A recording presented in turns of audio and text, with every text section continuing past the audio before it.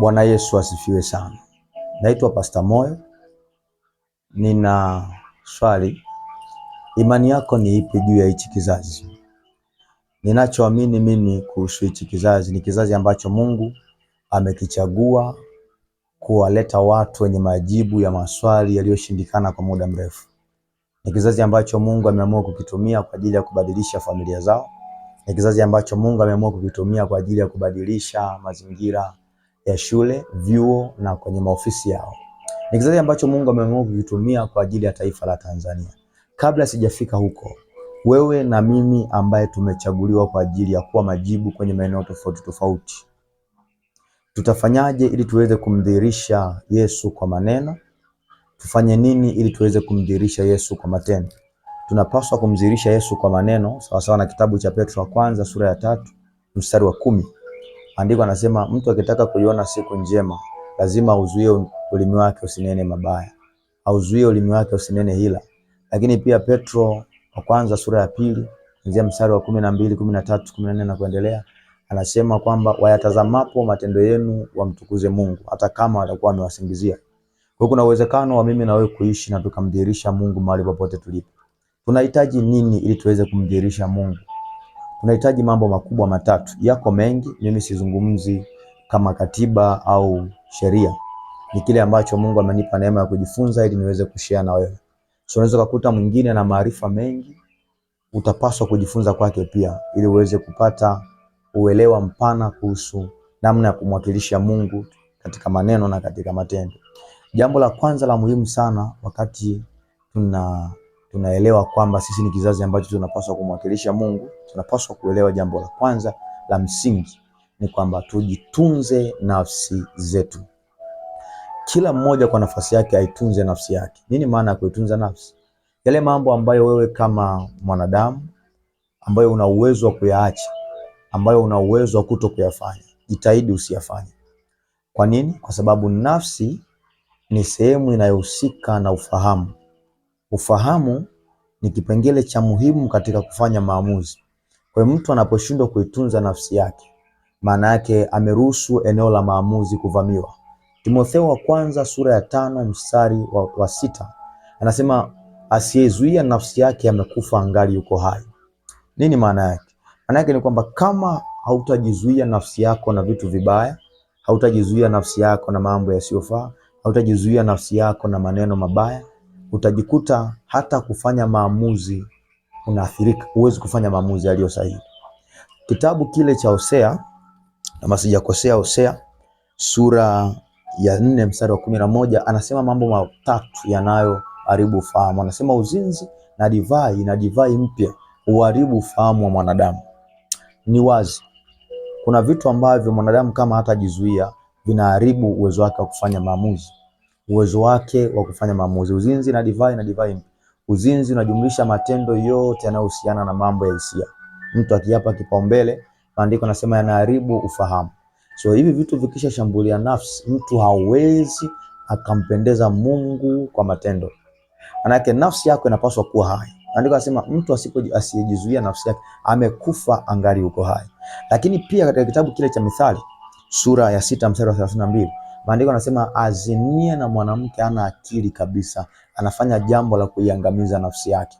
Kwa kuna vitu ambavyo vinaangamiza nafsi ambavyo mtu anapaswa kuviacha. Kuna maamuzi ambayo unapaswa kuyafanya wewe bila ushauri wa ndugu, ushauri wa rafiki. Kama hutaitunza nafsi yako, yale maamuzi unayopaswa kuyafanya kama wewe hautayafanya, maana nafsi yako itakuwa imevurugika. Kwa unapaswa kuitunza nafsi yako. Unaweza kujizuia kutokwenda kwenye ushauri wa watu wengine. Unaweza kujizuia kufanya vitu vingine watu wengine wanaovifanya, vitu vibaya vya kuharibu maisha yako. Jambo la pili la kuelewa, unapaswa kuelewa namna ya kutunza uhusiano na watu wa karibu wanaokuzunguka, hususan wale wenye mchango katika maisha yako ya kiroho. Hilo ni jambo la pili kama tunahitaji kumdhihirisha Mungu kwa maneno na kwa matendo. Kitabu cha Mhubiri ile sura ya 4 kuanzia mstari wa 9 na kuendelea, anasema heri wawili kuliko mmoja, maana katika kazi yao watajipatia ajira njema. Lakini pia maandiko yanasema wawili wakiongozana, mmoja akianguka yule mwingine atamuinua. Manake kama hauna mtu wa kusimama naye katika maisha ya kiroho, mtu wa kushauriana naye, kuna maamuzi yanahitaji watu, ushauriwe na watu. Kuna hali utafikia peke yako hautaweza, unahitaji watu ambao watakuwa karibu yako. So ili tuweze kuwa watu wenye matokeo, lazima tujifunze kuwa na mahusiano mazuri na watu ambao watatuongezea kitu katika maisha yetu ya kiroho. Na Biblia inasema ya kwamba mtu akiwa peke yake anaweza akavamiwa na akashindwa, lakini wanapokuwa wawili, atakayekuja kuvamia hawezi kuwashinda. So unahitaji hekima ya kuishi na watu vizuri, unahitaji hekima ya kutengeneza kampani itakayokujenga katika maisha yako ya kiroho, ili uweze kuwa mtu mwenye matokeo kwa maneno na kwa matendo. Jambo la tatu, unahitaji kutunza uhusiano wako na Mungu. Hili ni la muhimu katika yote matatu. Kuna mambo ambayo hata kama ukijitunza nafsi, huwezi ukayaamua kama hauna watu pembeni. Na kuna mambo ambayo unaweza ukajitunza nafsi na ukawa na watu pembeni, lakini bado ukashindwa kumwakilisha Mungu. Maana yake anamhitaji Mungu mwenyewe aje kwenye maisha ya mtu. Unajua kwamba kuna vitu ambavyo tuna uwezo kuviacha ili tuwe na Mungu, lakini kuna vitu ambavyo hatuwezi kuviacha kwa hiari yetu isipokuwa tuna Mungu ndani yetu. So kuna vitu ambavyo naweza kuviacha kwa hiari yangu, ndio maana ya kusema nitunze nafsi yangu, lakini kuna vitu ambavyo siwezi kuviacha kwa hiari yangu na mhitaji Mungu, wala hauwezi kuviacha kwa ushauri wa karibu na watu. Ndio maandiko anasema katika kitabu cha Ayubu sura ile ya 22 na mstari wa 21, anasema mjue sana Mungu ili uwe na amani. Ushirika wako na Mungu unaanzia pale ambapo utaanza kumuelewa na kumjua vizuri. Na katika kumjua Mungu, kitu ambacho kinatokea katikati yako na Mungu, mtu ambaye ameamua kujifunza namna ya kumuelewa Mungu, kitu cha kwanza kinachotokea, Mungu anamwamini. Kwa sababu katika ukaribu, jambo kubwa linalotendeka ni kuaminiana. So Mungu ataanza kumfundisha huyu mtu aina ya maisha ambayo anapaswa kuyaishi, ili awe kama balozi, awe mwakilishi kwa maneno na kwa matendo. Ni kuna vitu utaelewa kwamba upaswi kuvitamka ikiwa tu kiwango chako cha ushirika na Mungu kipo juu. Kuna vitu utaelewa ya kwamba upaswi kuvifanya ikiwa tu kiwango chako cha ushirika na Mungu kipo juu. Kwa wakati wote ambao mwanadamu anakuwa yuko mbali na Mungu, anajikuta yupo kwenye uhuru wa kufanya chochote ambacho kina uwezo wa kumharibia heshima. Anajikuta yupo katika uwanja wa kusema lolote ambalo linaweza kumharibia heshima.